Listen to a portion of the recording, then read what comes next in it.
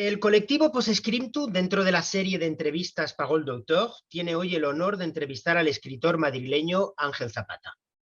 Es profesor de escritura creativa en la Escuela de Escritores y autor de los libros de relatos Las buenas intenciones y otros cuentos del 2001, La vida ausente del 2006 y los más recientes Materia oscura 2015 y Luz de tormenta 2018, en la editorial Páginas de Espuma. Su trabajo ha sido antologado en diferentes volúmenes, el último de ellos, Cuento español actual, 1992-2012. Es autor igualmente de los libros de teoría literaria La práctica del relato, 2003, y El vacío y el centro, 2002. En 2016 prologó Escritura y verdad, una edición de los cuentos completos de su maestro y amigo Medardo Fraile. Ha traducido a diferentes autores franceses y a su paleta se debe añadir la experiencia en el mundo de la edición. Entre otros galardones ha obtenido el premio Ignacio Aldecoa de cuento en 1994. Amante de la palabra precisa y la composición elaborada, su escritura, como su personalidad, o eso intuyo, difícilmente deja indiferente. De todo este recorrido creativo, sus influencias y hábitos literarios, vamos a hablar con él a continuación. Muchas gracias, Ángel, por haber aceptado la invitación. Gracias a vosotros. Pues empecemos por el principio. ¿Cuánto hace que escribes y qué es lo que te impulsó a la aventura de la escritura? Pues, o sea, yo es que, o sea, francamente, desde que me recuerdo casi, me recuerdo escribiendo, ¿no? Es desde muy, muy temprano, ¿no? Bueno, pues el descubrimiento de los primeros libros y yo creo que de su capacidad como para sacarte, ¿no? de la realidad. O sea, creo que eso es un poco lo que más me conectó también, o sea, con la escritura, ¿no? Y algo que muy, muy bello que dice Proust, ¿no? O sea, que dice que o sea, por qué empezó él a leer, ¿no? Y cuenta que claro, o sea, que se daba cuenta de que la gente que tenía a su alrededor no se le parecía, o sea, ni él se parecía a ellos, ¿no? O sea, mientras que sí sí se reconocía en algunos libros, ¿no? Entonces, bueno, pues, o sea, creo que algo muy semejante es lo que me ocurrió. O sea, que sí que como que, o sea, sí me reconocía en algunos libros, mientras que me ha acompañado siempre como ese sentimiento de soledad y de no parecerme, ¿no? a la gente que me rodeaba. ¿Y el universo del cómic? Me permito decir eso porque veo tu biblioteca detrás, ¿eh? ¿Tiene que ver algo en esos primeros pasos? Sí, para mí, bueno, fue fundamental, claro. O sea, yo creo que sobreviví, o sea, gracias a los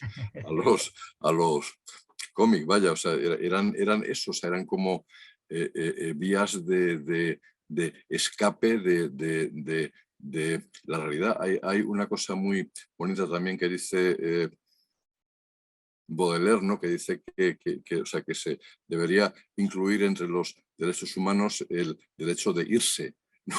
Bueno, pues, o sea, a mí para lo que me servían los cómics, pero desde que era pequeñito, era para irme, ¿no? Y ves que me siguen rodeando porque, bueno, porque son eso, lo que me recuerda que siempre está ahí la posibilidad de irse, ¿no? El derecho a la fuga, ¿no? Que dice Sabina. Exactamente, eso es. Y nos has citado ya Baudelaire y Proust. Imagino que los autores franceses en esos comienzos tienen mucho que ver también, ¿no? Tienen mucha presencia. Sí, para mí es fundamental. O sea, yo soy lo que se llama aquí en España, o se llamaba antes despectivamente un afrancesado, Un ¿no? afrancesado, bueno. Pues sí, o sea, que decir, o sea, toda mi lo más importante de mi formación como escritor es francesa. en la misma medida que la española, claro, tampoco voy a Renunciar. anunciar, claro, exactamente. Pero sí, como mis referentes quizá más hondos, pues sí, o sea, están en la cultura francesa. Sí, sí. ¿Empezaste primero por el ensayo o te lanzaste directamente al relato en cuanto a la edición? ¿Qué editaste antes? Ah, pero empecé por la poesía, siendo Sí. adolescente, o sea, quiero decir, y dirás, bueno, como todo el mundo, ¿no? Sí, pero sí hay algo muy particular que, o sea, hablo de ello en un cuento mío que se llama La vida ausente, que es pues a los 16, 17 años el descubrimiento del surrealismo, ¿no? O sea, que me abre, o sea, es como un explosivo mental, ¿no? Y, o sea, y me hace ver, bueno, como que eso, lo de que hay otros mundos, pero están en este, ¿no? O sea, y eso es lo que descubro con el surrealismo y, bueno, o sea, o sea, desde ese punto de vista, o sea, mi entrada en la literatura es a través de, de la poesía, o sea, y es a lo que he vuelto finalmente, claro. Te he oído, te he leído varias veces decir que, citando a Buñuel, evidentemente, el surrealismo no es un estado de ánimo, es una manera de ver la vida. No se deja de ser nunca surrealista. Claro, claro, lo dijo muy bien, pienso, un poeta portugués, surrealista, Y lo Mario, citas, sí, sí. sí, o sea, Mario Cesarini, que dice Parece ser. que el surrealismo es un proyecto político de vida poética. Y creo que es como la definición más exacta que se ha dado quizá, ¿no? He leído que formas parte del grupo de surrealistas madrileños. Sí, sí, sí, sí, sí. Está vivo, es un movimiento literario vivo en España hoy. No, o sea, o sea, o sea, no se conciben como grupo literario, sino como grupo, vamos a decir, activista. O sea, Sí. la literatura o sea, no la entienden como un valor, Mm. o sea, sino como una vía quizá, y más en la poesía que la literatura. Y en el momento que decides dar el paso de la poesía al cuento, al relato, ¿por qué lo haces? ¿Qué es lo que te atrae del relato? ¿Por qué no das el paso directo a la novela en el caso de que hubieras querido hacerlo? Claro, pues fíjate, por una cuestión neurótica, o sea, pura y simplemente, o sea, porque es que me pasaba meses haciendo un único poema, o sea, y corrigiendo y retocando, o sea, era algo que me enloquecía. Entonces dije, bueno, o sea, yo qué sé, o sea, voy a intentar algo que sea un poco más respirable, ¿no? y entonces, bueno, pues, y lo más cercano, claro, era la narración breve, claro, sí. Es Monterroso, ¿no? El que decía que la novela es una buena preparación para el cuento. Sí, sí, sí, y yo se lo digo mucho a mis alumnos, sí, efectivamente, vamos, lo suscribo, vamos. O sea que tú eres de los que consideras que el cuento tiene un proceso de elaboración más complicado que la novela, quizás, o son distintos Sí, sencillamente. o sea, es una complejidad distinta. Lo que no es, desde luego, es una complejidad menor. O sea, que decir, Sí, sí. hay cierta crítica que tiende a considerar el cuento como una literatura menor. No, o sea, yo o sea, no creo que haya literatura mayor ni menor, ¿no?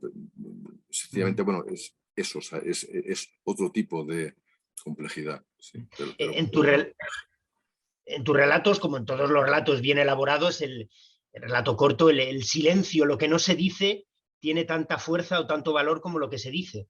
claro, y las mil relaciones, o sea, y las mil relaciones entre lo que está ahí. O sea, piensa, por ejemplo, que en este libro, en el vacío y el centro, analizo un relato de Ana María Matute que tiene 21 líneas o así, ¿no? O sea, y el análisis me ocupó 169 páginas. Claro.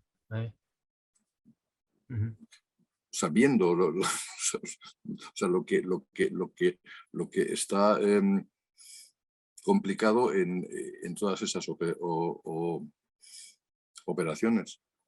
¿Y cómo se elabora la génesis de tus libros de relatos? ¿Tienes un fil rouge, como un día en francés, una línea marcada que va a servir como eje, como arteria principal que los va a unir, o van surgiendo y luego algunos los desechas, otros los mantienes? ¿Te das cuenta que hay que equilibrarlo? ¿Juegas con los equilibrios? ¿Cómo se compone un libro de 10, 15 relatos? No es fácil, ya lo sé. Fíjate, no, hay, o sea, quiero decir, la crítica española que no es mala, o sea, es una crítica consistente y apreciable y eso, ¿no? Pero como que tiene, o sea, una idea de la unidad, o sea, pienso que muy rígida quizá, ¿no? Porque, o sea, o sea, cuando piensan en la unidad de un libro de cuentos, o sea, piensan en algo parecido a la unidad de una novela. Y no, o sea, quiero decir, Claro. Aristóteles o sea, dijo o sea, que hay varias clases de unidad. Por ejemplo, un árbol es una unidad o sea, y una bandada de golondrinas es una unidad, o sea, y son diferentes tipos de unidad, ¿no? Entonces, o sea, creo que la unidad de un libro de relatos puede ser de muchas maneras. O sea, puede ser de tono, puede ser de intención, puede ser de estilo, etcétera, etcétera. Es decir, y yo creo que ¿cómo lo hago yo? Bueno, pues como que o sea, sigo un poco el impulso del deseo y creo o sea, que la unidad se va construyendo de alguna manera sola, ¿no? Y lo pongo entre comillas, claro, pero sí, o sea, quiere decir que o sea, o sea, sí hay algo a lo que inconscientemente estás dándole vueltas y eso se acaba manifestando. Tus influencias confesas están evidentemente los autores franceses de la segunda mitad, mediados del siglo XX, algunos anglosajones, y me pregunto si el autor catalán Quim Monzó, eh, Bueno, yo es que a mí me tengo, encanta y me ha recordado claro, algunos pasajes, no sé si es cosa mía o... tengo devoción por Vale, Monzó vale, vale. y claro, sí, sí, y lo reivindico mucho además porque, o sea, creo o sea, que no se le ha reconocido suficientemente como fuente o sea, el cuento español o sea, de los últimos 20 años, vamos, o sea, y creo que un libro como el porqué de las cosas fue fundamental. El porqué de las cosas, sí, sí, efectivamente. Estoy totalmente de acuerdo, sí, sí. ¿Cómo en la presentación estuve tentado de calificarte como polivalente, como multiforme, porque has trabajado en la edición, eres profesor de creación literaria, has sido poeta, eres escritor de relato corto. ¿Cómo consigues hacer convivir la enseñanza, el mundo del universo pedagógico con el mundo de la editorial y al mismo tiempo crear cada 2 o 3 años un libro de relatos? No, cada más, Cada más. cada, cada 4 o 5. Luego nos dirás cuándo viene el siguiente, pero eso viene más tarde. Claro. Hombre, hay veces que o sea, pago, ¿no? un cierto precio por eso de esquizofrenia o por lo menos de disociación, ¿no? Hay veces, por ejemplo, que dando clases, pues yo qué sé, un alumno lee un cuento suyo y tal, y yo digo, vamos a ver, como profesor tengo que decirte bla, bla, bla, bla, bla, y digo lo que dice sobre eso, bueno, la institución literaria, ¿no? Y luego le digo, pero, o sea, pero como artista te tengo que decir que, pero esto es personal. O sea, digo mucho.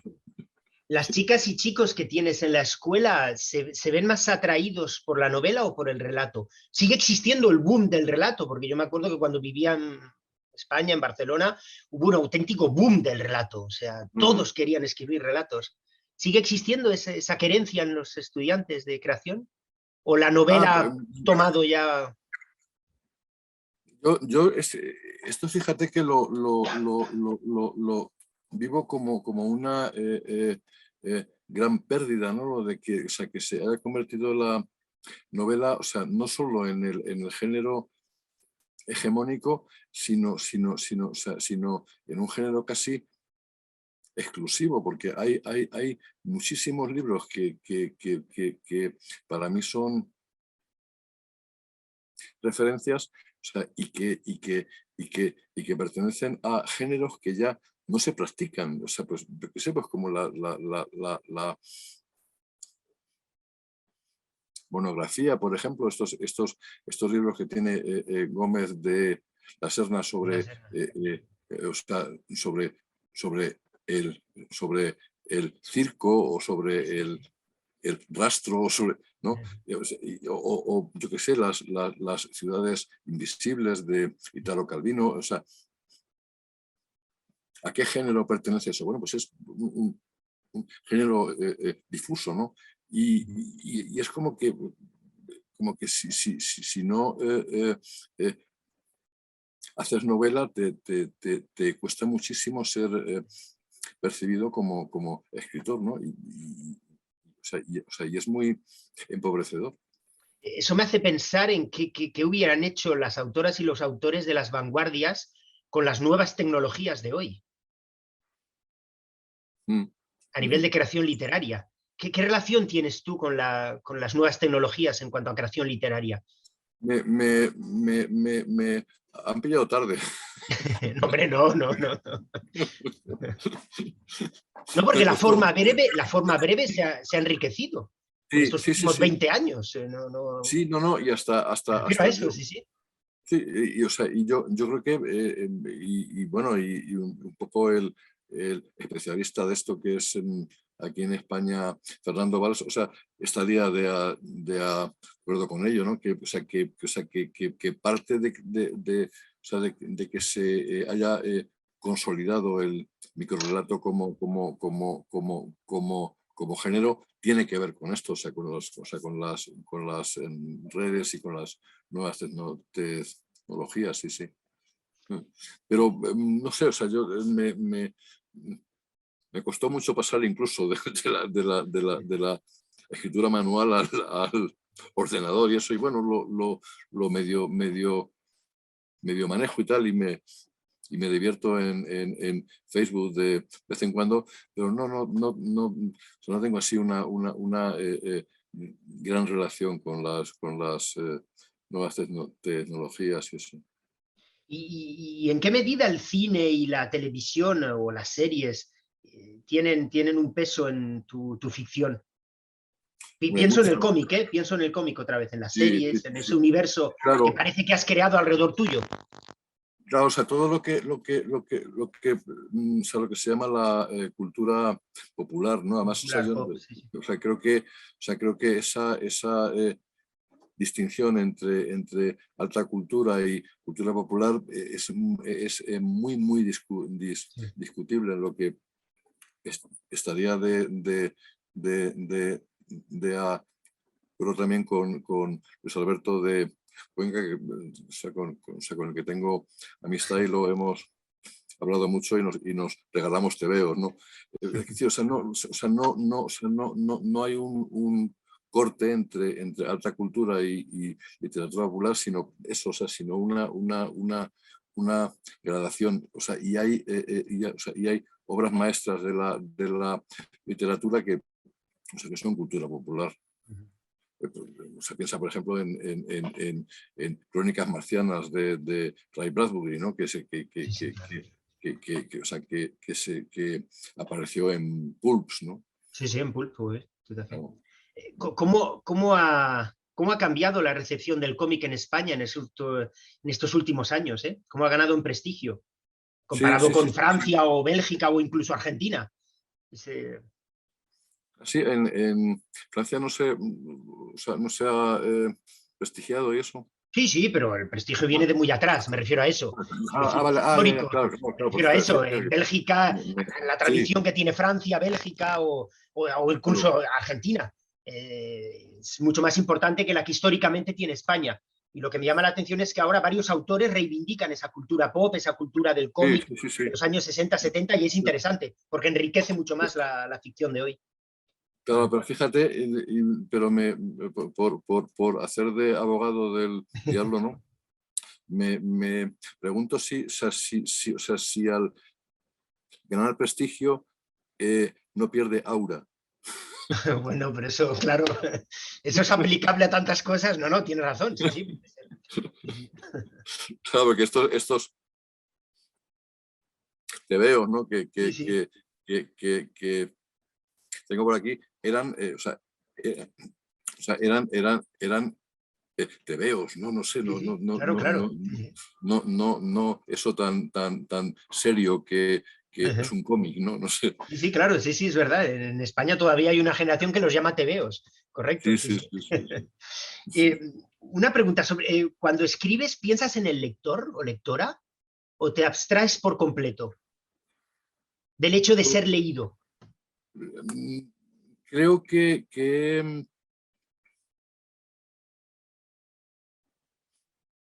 he evolucionado en ese sentido y que pienso cada vez menos. Mm, Y hasta diría como que o sea, mis dos últimos libros están hechos como de espaldas a los vale. lectores, un poco como antes da misa a los curas, Sí, ¿no? Que se queda de de espaldas a... espaldas a la parroquia, sí, sí. Sí, sí, de espaldas a los... o sea, creo que o sea, que los dos últimos libros no se, o sea, no se hablan directamente con los lectores. O sea, no estoy buscando la comunicación. ¿Y eso te da más libertad?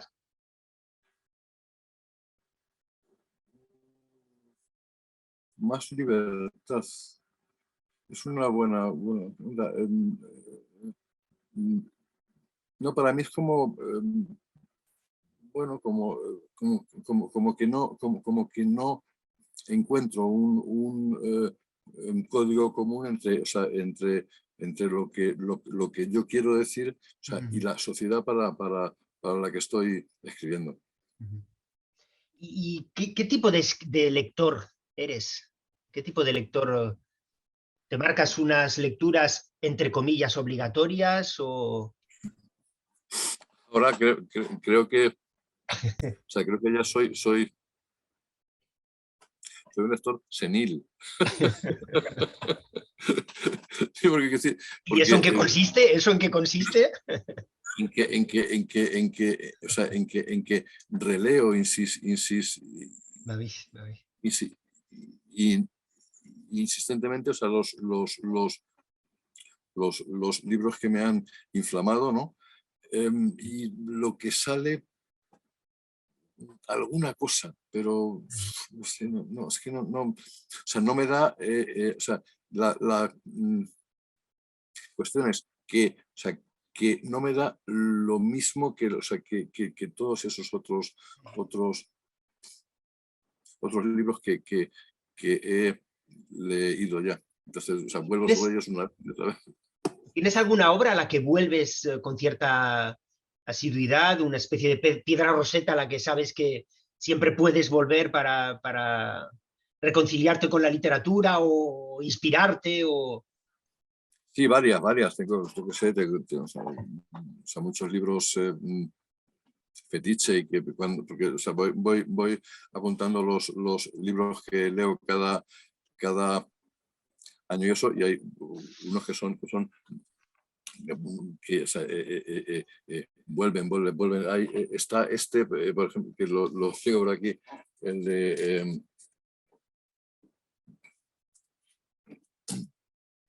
este de Benjamin Perret, Sí, oui, que, oui. que hay la edición francesa. No, pues, vuelvo insistentemente a él, ¿no? Es un poco, es uno de esos libros que uno quiere escribir, ¿no? Y que lamenta que ya estén escritos. Y bueno, o sea, y otro de mis libros de cabecera, Cioran, que Ah, es oui, oui. una compañía, vamos. No, sobre todo se puede leer en cualquier circunstancia. Sí, sí, Cinco sí, sí. minutos te llenan para toda una tarde. Sí, sí. Sí, sí, Sí, además sí. yo no, o sea, no sé por qué la gente dice que es deprimente, ¿no? O sea, para mí es tónico, no sé. Sí, sí, sí, sí. Estimulante, sobre todo Sí, sí, estimulante. sí, sí. ¿Y qué nos puedes contar de tu experiencia como traductor? Si lo he entendido bien, hablas correctamente y lees correctamente el francés y has traducido a breton, je crois. No, traduje un libro de Michel Carrouche, Oui, c'est ça. Voilà, excuse-moi, perdona. Sí, sí. o sea, o sea, que es un bellísimo ensayo, o sea, Sí, efectivamente. Oui. estudio sobre André Breton. Voilà, c'est ça. Oui. Claro, y qué decir, o sea, hombre, yo soy traductora a la fuerza, vaya, porque, quiero decir, porque traduzco esos libros que yo quiero que estén en español. O sea, o sea, no es una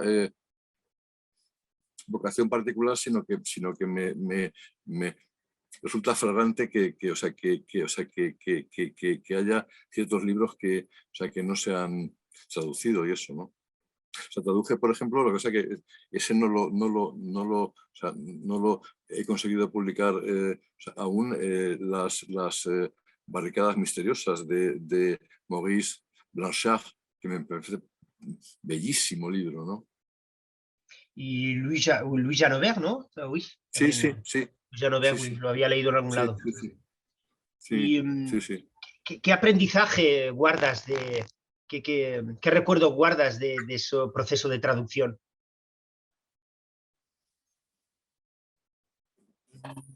¿Ha podido enriquecerte Bueno, como escritor? con el de... Porque hasta qué punto hay un proceso de reescritura? Y ahí entraríamos en un tema mucho más extenso, ¿eh? Pero ¿hasta qué punto claro, hay un proceso de reescritura?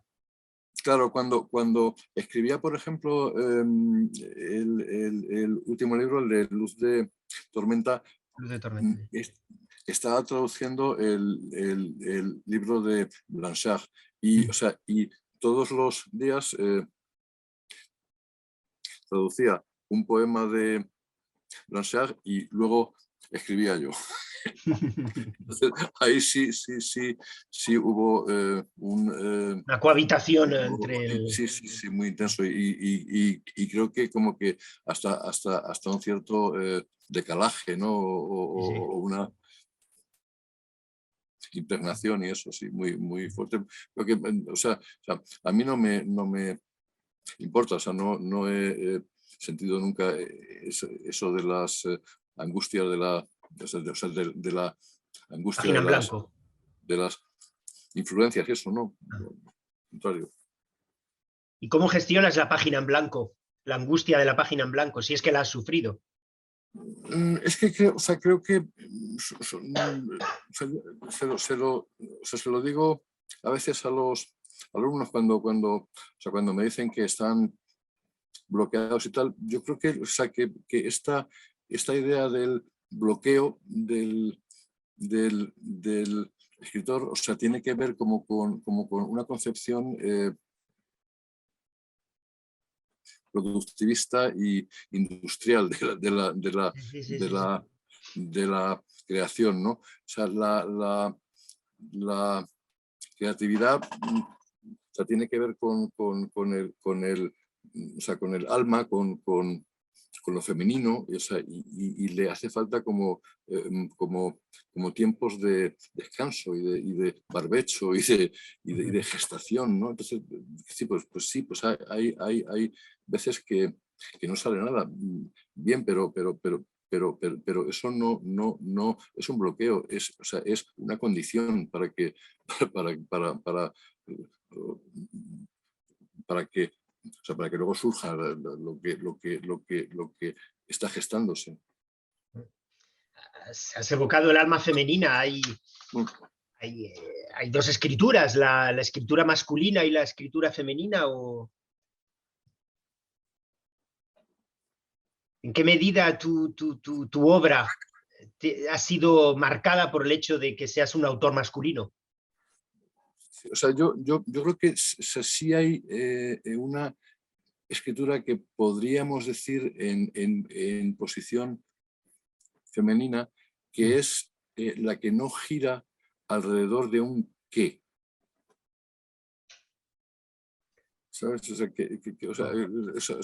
sea, esta escritura que dice, pero que eso que dice no es un qué. ¿Podrías desarrollarlo un poco más? Porque Sí, es la que da vueltas alrededor de una falta. Eso es una escritura en posición femenina. O sea, mientras que una escritura en posición masculina es la que está segura de sus recursos y de lo que quiere decir y de dónde va. Es como la una, escritura una, femenina estaría más en la recherche, en la búsqueda, Sí, y en el rodear una ausencia, como hace, por ejemplo, Virginia Woolf en las olas. Y la literatura hoy femenina de la actualidad, ¿crees que hereda ese espíritu wolfaniano? Pregunto, ¿eh? No lo sé, ¿eh? No lo No, sé, no Ángel, lo, no lo, no no lo lo, sé, ¿eh? No. no lo, no, o sea, no lo veo mucho, o sea, veo más como que sigue el código este tan masculino de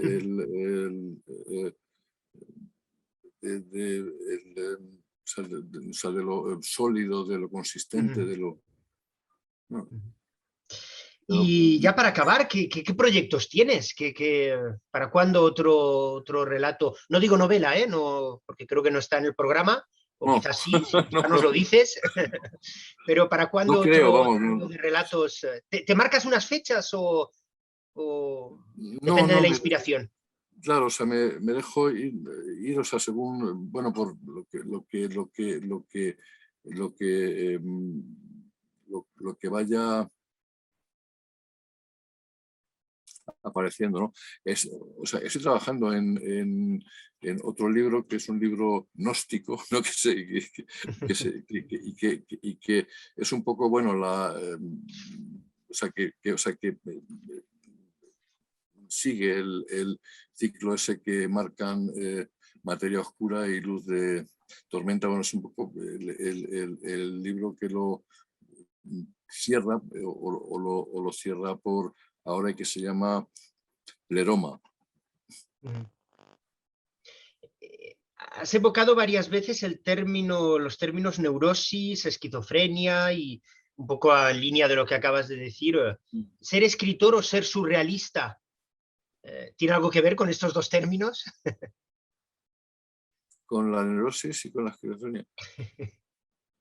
No, no, porque, bueno, o sea, la neurosis es una bendición en la medida en que nos, o sea, en que es eso que cada sujeto construye para no estar loco, ¿no? Bueno, pues, es decir, o sea, es la condición humana misma, ¿no? Y la esquizofrenia, que bueno, pues lo he dicho hiperbólicamente, pero bueno, o sea, esa división pues, es también lo humano mismo. O sea, quiero decir, en tanto somos deseantes, estamos divididos por nuestro deseo, vaya. Muchísimas gracias, Ángel. Ha sido un placer esta entrevista y gracias por tu sinceridad y esperando leer ese último volumen lo antes posible. Muchas gracias.